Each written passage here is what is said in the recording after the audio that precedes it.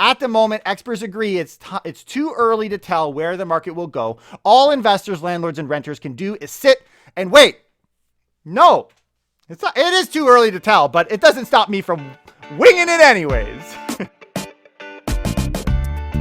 Good morning, investors, and thank you for joining us. My name is Bradley, and I am from Watson Estates. I'm a broker and investor, and I love to analyze the market here in Toronto. And guess what? We got a vaccine. So we got a lot to talk about. And I'm getting a lot of questions, and I want to dive into this subject on how it's going to affect our local real estate market. We are the largest and fastest growing podcast for Toronto real estate on iTunes, Spotify, and Google Podcasts. Make sure you follow our journey, subscribe to our channel, like our videos. It helps boost this content.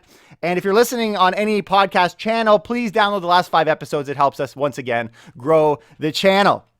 I hope you guys are excited. If you came here today for bad news, you might get a little bit, but we're going to graze right over that because this is the best news of the year. It is the vaccine. I mean, what could be better news?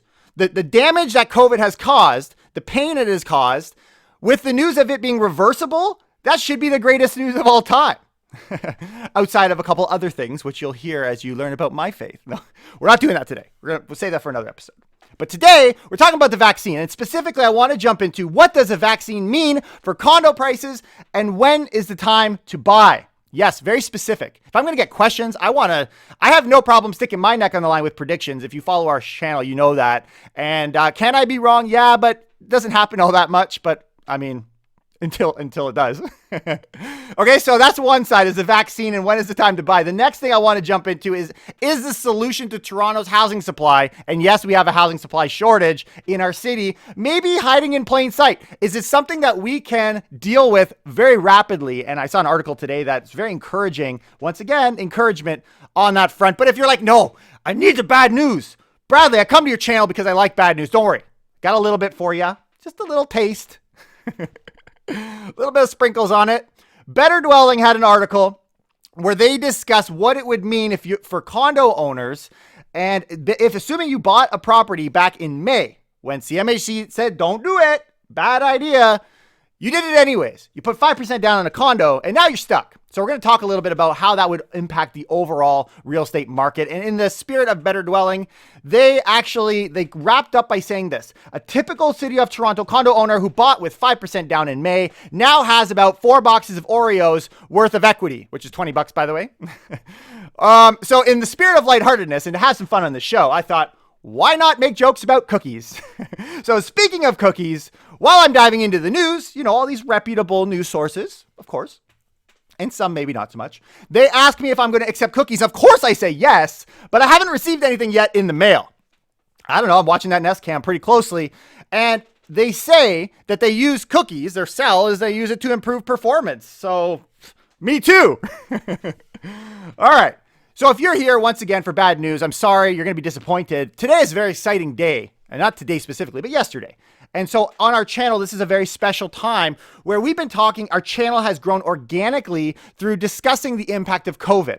So as soon as we get a vaccine, what an amazing day it is, especially for us on this show. So we're going to start off talking about a Toronto.com article. All of the articles will be down in the comments below. It's called this: as some parachute out of downtown condo market, a big bounce back is predicted. Now, this does not talk about COVID, but don't worry, we're going to get there. But I think it sets the tone for the direction we want to go. And speaking about the vaccine and what it all means. So Jazz Tacker, the co-founder of real estate agency REC Canada, said that some are, quote, definitely offloading their condos as the market heads into an uncertain future. And we've discussed that. Of course they are. A lot of people are offloading and they're making a short-term decision as they describe. And you might be thinking, Bradley, I listen to your podcast. I'm not just dumping a condo unit. I understand. I'm thinking long term. Well, good for you. But guess what? Your neighbor's not. They're not. And that's the impact that's happening in the condo space. Good thing there are some people with some senses. And the people with senses is what saved the low-rise community. It's just a matter of time before it kind of catches up and saves the condo space as well. But this is a very optimistic article, which is a bit refreshing because though I'm optimistic, the news has been very pessimistic or realistic, depending on how you like to describe it, about what this all means for the condo space. This is, if I had to say it, the very first legitimate or half decent article discussing the opportunities that lie in the condo space, which might be a leading indicator that the condos might begin to improve again outside of the vaccine. So there's two things that they point to that's happening. Number one is assignment sales. Assignment sales are not listed on Toronto's MLS, and the building developers must approve them. And this individual, Takar, estimates they consist of about 200 of the 1,969 active condos, which is about 10% of them are assignment sales. So again, there's an opportunity in this assignment sale, which comes from fear. These investors that bought up these units, they thought, I'm going to be able to rent it out. And all of a sudden the rental rate comes down. There's not as much opportunity for growth, and they've probably experienced growth nonetheless. Even if year over year has been flat, if they've held that pre-construction for more than a year, they're doing okay. That combined with rentals. Adding to the dilemma is a sharp drop in rental prices for the downtown to the tune of approximately 20% in certain areas, of course. The result? With this bleak outlook and perhaps not being able to close on the property due to tight funds in a dismal rental market, buyers are turning to assignment sales. However, those short-selling units are ill-advised. And I would suggest probably not advised at all. They're winging it. They're really winging it. The poor cookies who bought condos at the wrong time are now sad. They're sad with potential renters. A wafer so long. Cookie joke. So he notes that over the last 40 years, if we look, we see an average of about 7.5% increase in the GTA. We know as investors long-term, we're investing long-term, the best time to plant a tree is today. 20 years ago, best time to do it. Second best time is today, right? And that's the idea. So we know this got to be long-term. So I want to bring it back to when is the time to buy? Before I give my answer, this article sheds some light on that. As for buying, Takar thinks there is a 6-month window in which buyers should take advantage of the lower prices, greater supply, as well as low interest rates to get into the market before demand comes back up and prices go up. Does that sound like someone you know? Takar is optimistic about the future of the market and doesn't think buyers should worry about losing money in the long run. Quote, once immigration opens up again very soon, we're going to be back into what we have been experiencing for a decade, which is a housing crisis. You guys remember we were in a housing crisis? Hopefully that didn't leave your mind. I don't think COVID causes amnesia. And I agree with these things. But lo and behold, the miracle drug, or I guess it'd be a shot, right? Shots. Trudeau says promising new Pfizer vaccine could be, quote, light at the end of the tunnel. Thank goodness. I've been holding like a little flashlight trying to guide some investors from jumping off a deferral cliff, which really turned out not to be much of a problem. And just like, think of it. And speaking of Pfizer, before we go there, because this is a big deal, but speaking of Pfizer, how humorous is it? What do you call a cookie with erectile dysfunction? A limp biscuit. But now they're positioned to save marriages as well as save lives. What an exciting time it is. Prime Minister Trudeau said today, the Pfizer's promising COVID-19 vaccine trial is, quote, encouraging development and could be the first step toward restoring Canada's social and economic life. Oh my goodness. No kidding. If all goes well, he says the Pfizer vaccine should be available to Canadians sometime over the first 3 months of 2021. So when they said it would be beginning or early 2021, if this works out, that's accurate. Wow.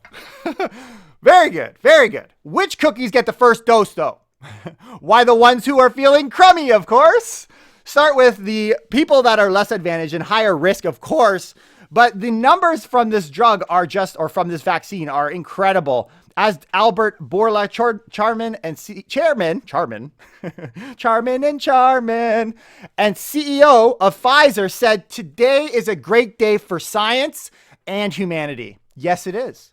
He pointed out that the Pfizer trial, my words though, were published in a press release and not in a peer-reviewed independent medical journal. Before we get our panties all in a bunch here, let's recognize that this is still early. It's still early, but the optimism is crazy. The stock market will tell you that. It was a nuts day, crazy day yesterday. So, and one other point that's worth noting, the plan, the FDA's approval for a drug, the requirement was that it would help the severity of at least 50% of people who are vaccinated. This particular vaccine addresses 90% reduction in symptomatic COVID-19. It's incredibly effective. What a success. What a win. What a way to spike things back up here in the local market. So let's talk, what will the vaccine do to prices downtown? Who's been most hit? Downtown. And I think the success of downtown will kind of mark what happens in the outskirt communities as well. But that transition from downtown to outskirts was happening pre-COVID. It just sped it up 10 years. That's it. There is surely, in my opinion, a very, very positive psychological impact, which can be strong. It will. But in the stock market, the response recognized happened within a day, within a week, right? We're seeing that happen almost immediately. But in housing, there's a lag time. We're talking weeks, maybe months. And so what this does is if you are someone who invests in real estate and you're strategic and you've been listening to what I've been saying, get those dollars ready. There may very well be a fantastic opportunity awaiting for you in the next couple months. So downtown low rise, to start off, just to kind of wrap that up, for the housing types that are low rise in the Toronto area should see a quicker pickup. We were already optimistic about that market. So this is just one more thing to kind of power that through, specifically in Toronto or downtown. But condos is where the magic can happen. We can't ignore the significant downward pressure on condos that we've experienced, though. And I want to name for you, I got this from cbc.ca. I actually had wrote down the reasons, and I read this article. It was literally the same one. So I'm just going to take it from CBC because they're far more reputable than my broken lips.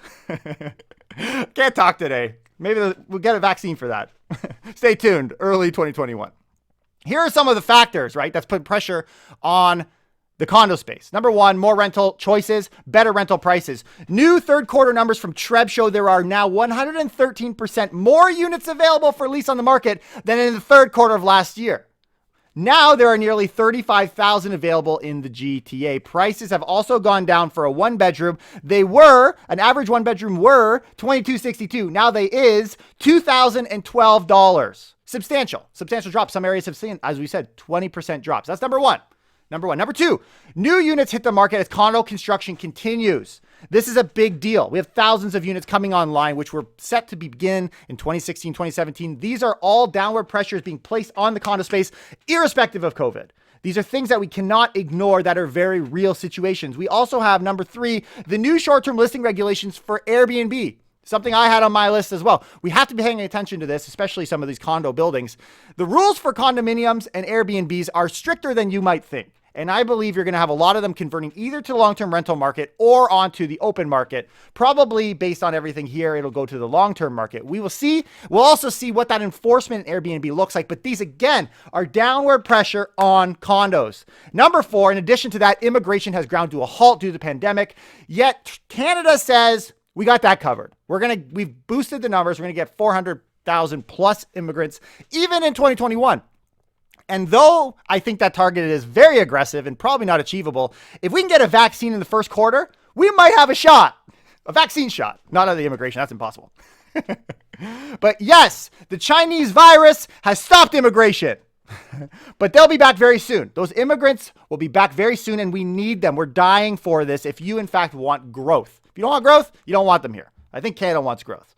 And that reminds me, last week I ordered Mandarin, and I got a fortune cookie. It was really weird. Speaking of Chinese virus, it said, quote, "Free me from the factory," which wasn't really interesting until I saw the lucky numbers was 23.5 degrees north and 121.0 degrees east.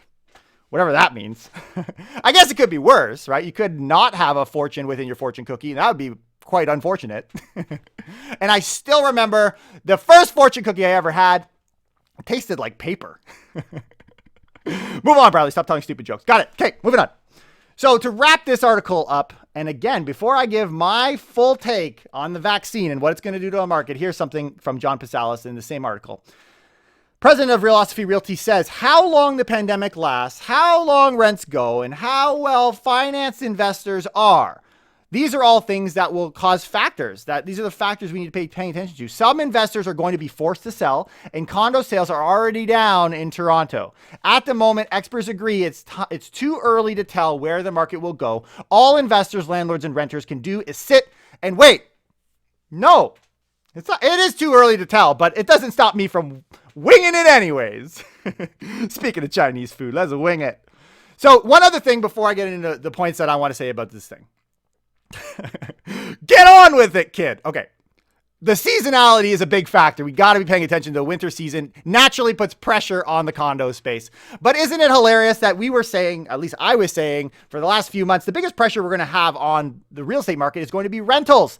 Like, you guys know, if you've been sticking around for a couple months, you know I've been saying that. It wasn't this deferral cliff, right? Like, people were clearly overfunded. The problem was in the rental space, and that is still the case. Still the case, which will be addressed by immigration, by the way. So here's what I think. I believe prices will continue to come down before they go up, if I were to speculate. However, if you just want a deal now, this is a great time to buy because this is great news long-term. Once again, long-term in mind. Some of you guys, I know we got a lot of speculators. We got a lot of people in this group that listen to this podcast that they're big players. They're like, if I can get an extra 30,000 off a condo price, I'm going to make that move. Well, if that's you, I do anticipate you're probably going to see prices come down. But if you don't want to play that risk, this is a great opportunity to get a deal. Here's what I'm tracking for those of you who are a little more risk tolerant.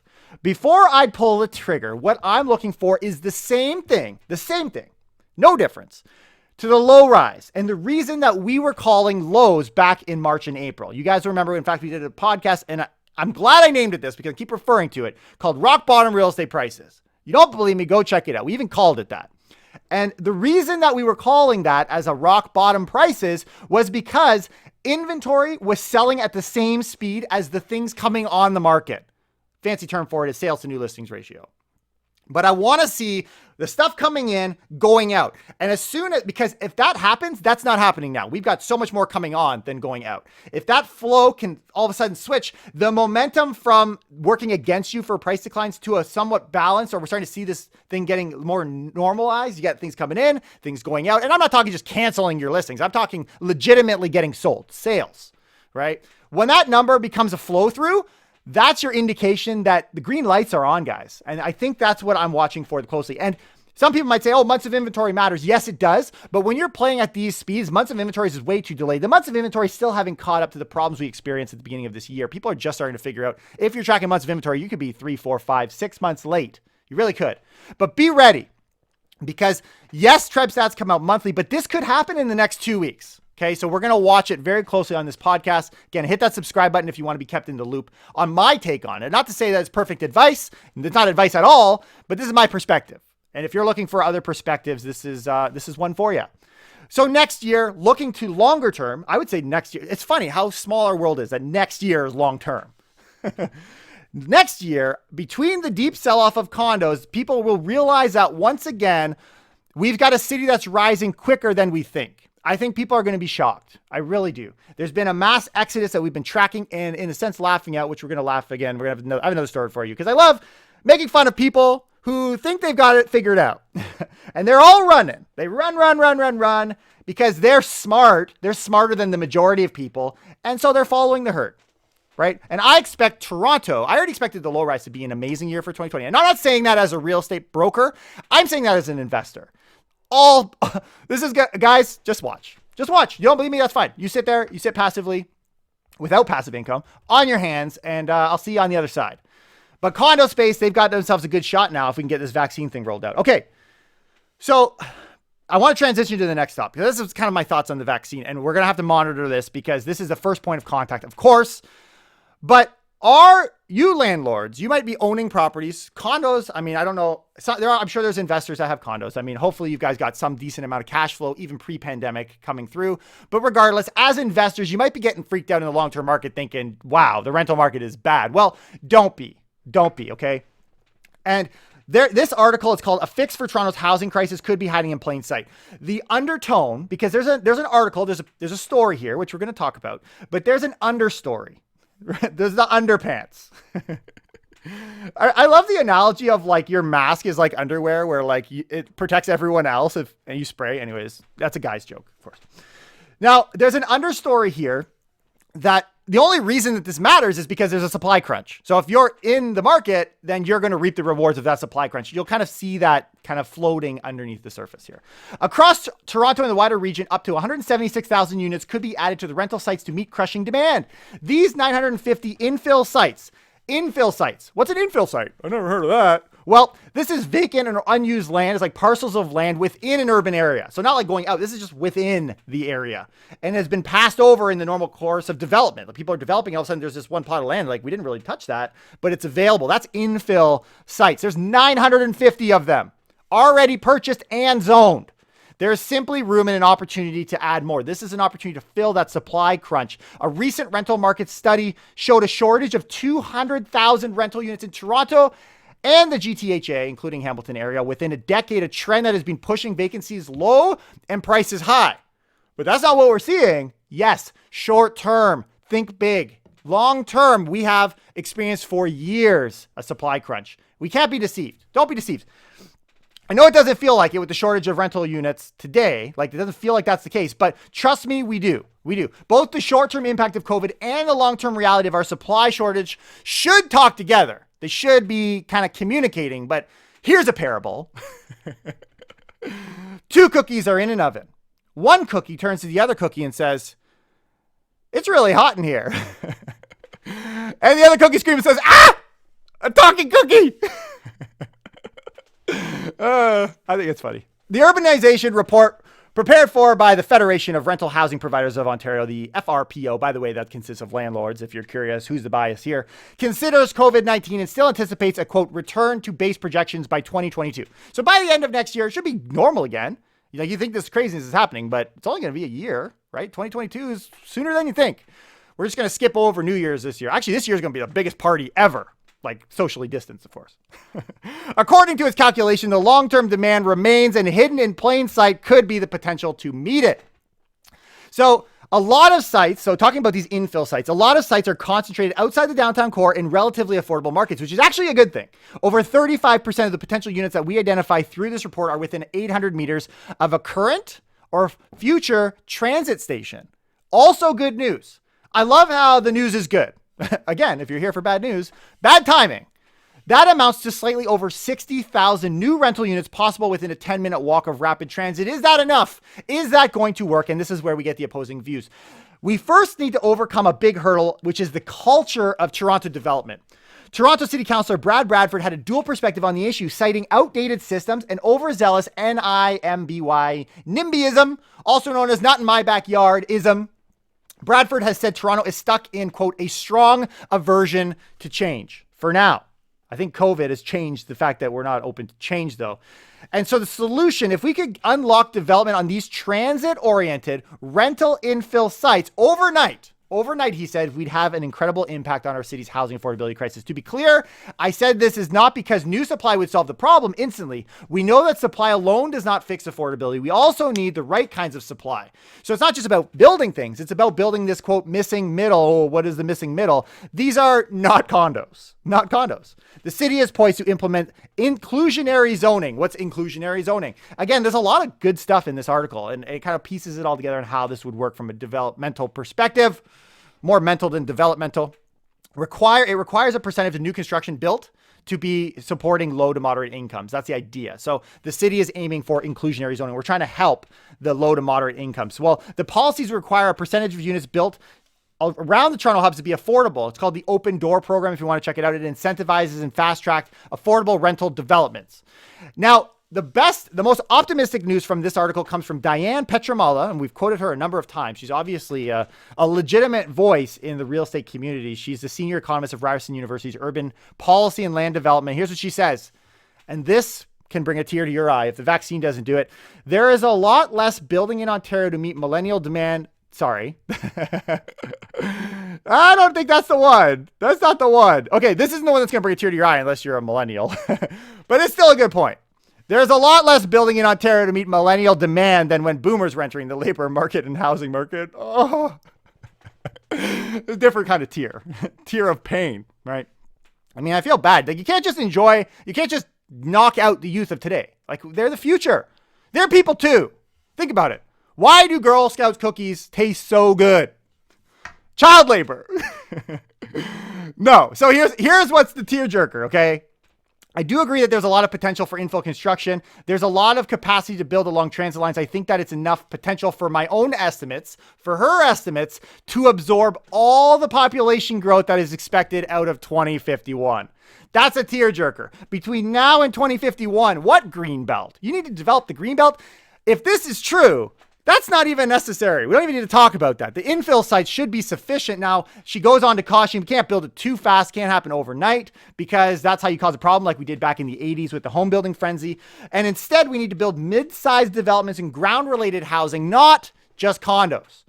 The problem with too many condos, this is a fantastic argument, by the way, is, quote, you get all kinds of financial risks associated with building too many condos and not enough ground-related. Here they are. On the condo side, how sustainable are those investments? So on the condo side, there's too many of them, right? This influx of inventory. How sustainable are those investments?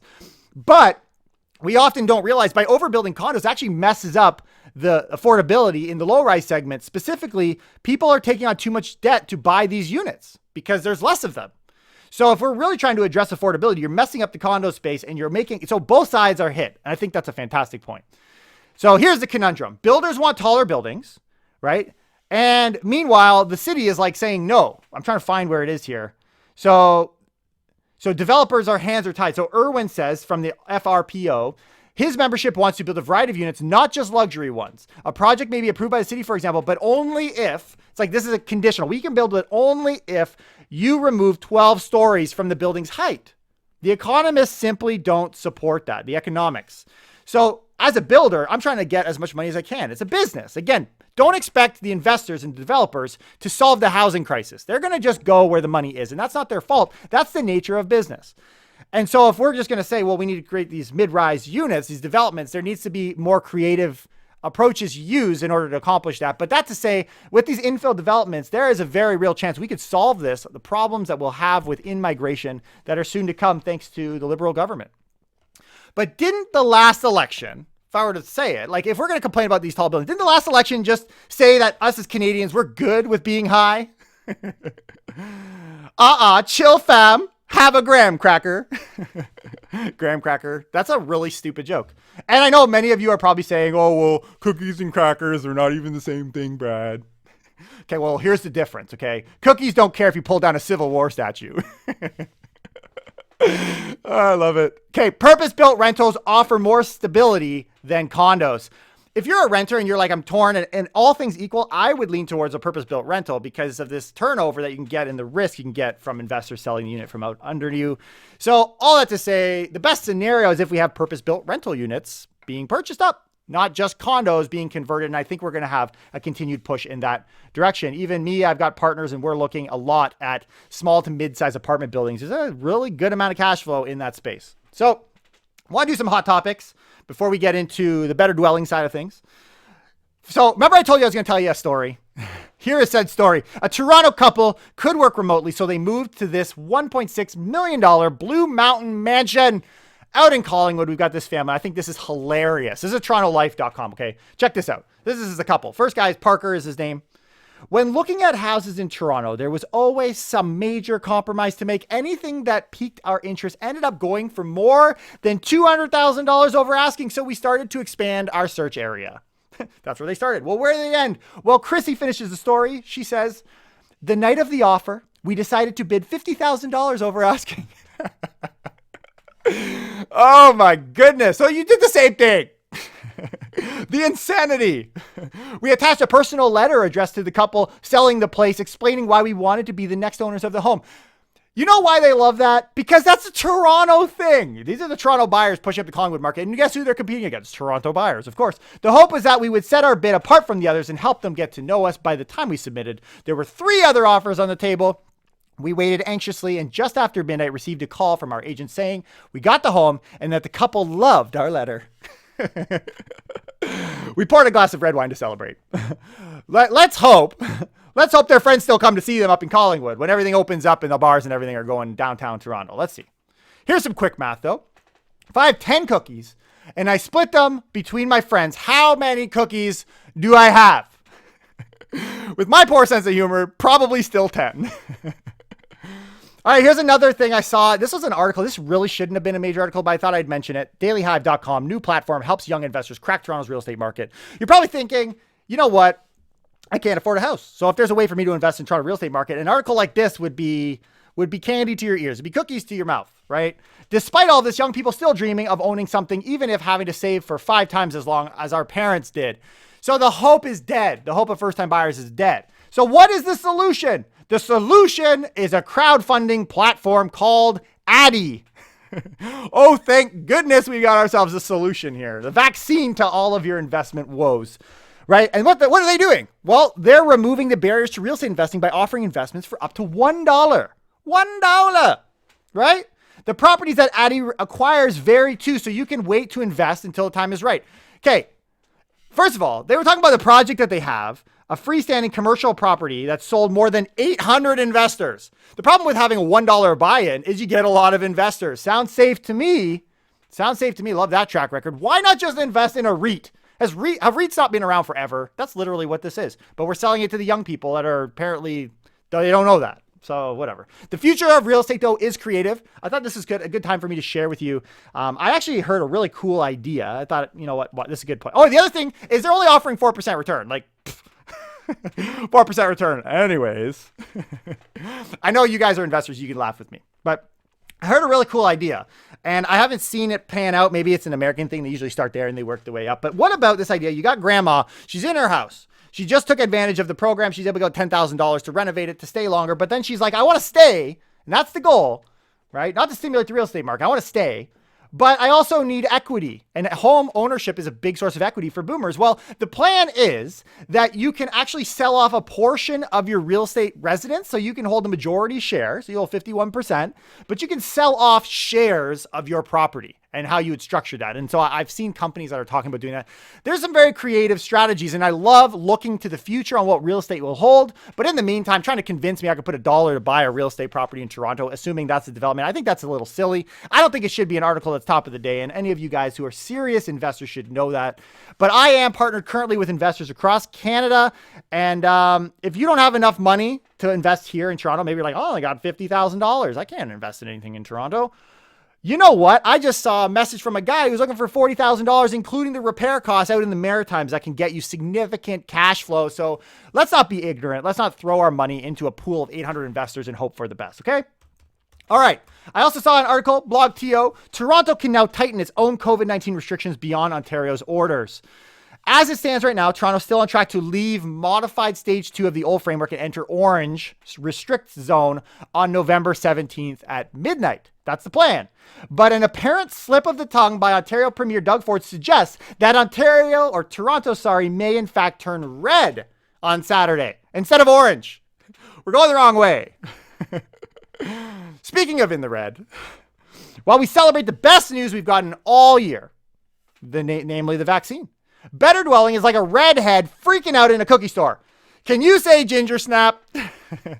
And so if you're looking for a little bit of negative news, here it is. But we're gonna make it not so negative because that's I don't think it's a negative thing.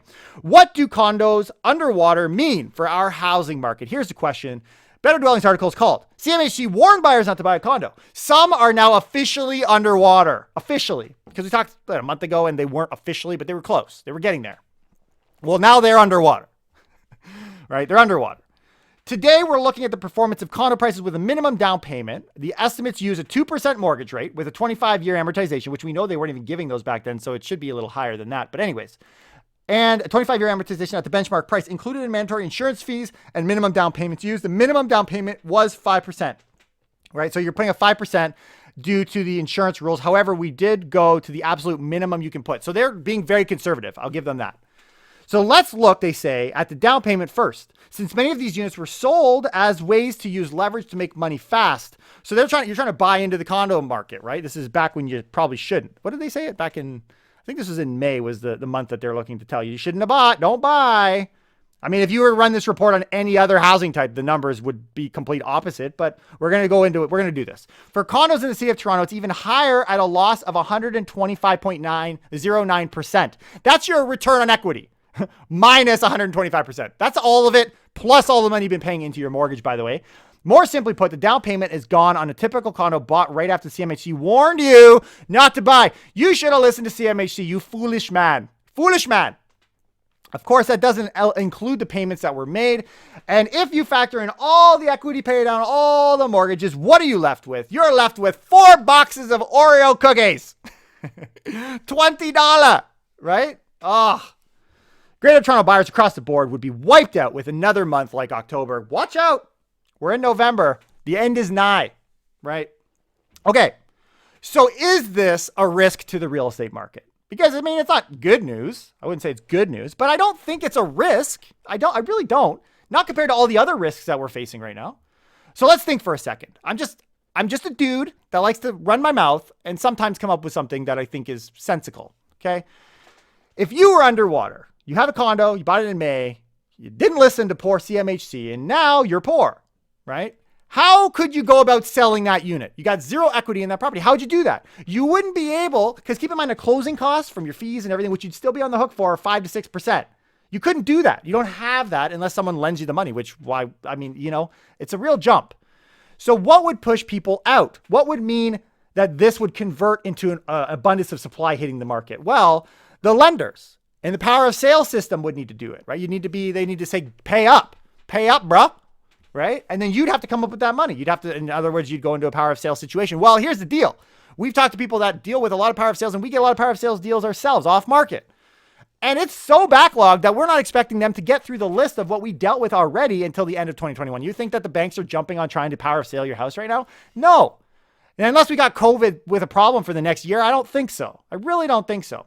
Either I'm missing something or these buyers have no choice but to stay put. If anything, it locks them in. Right? Like you're stuck. Anyways, these are my thoughts. Leave them down in the comments below what you think. What do you think the vaccine's going to do?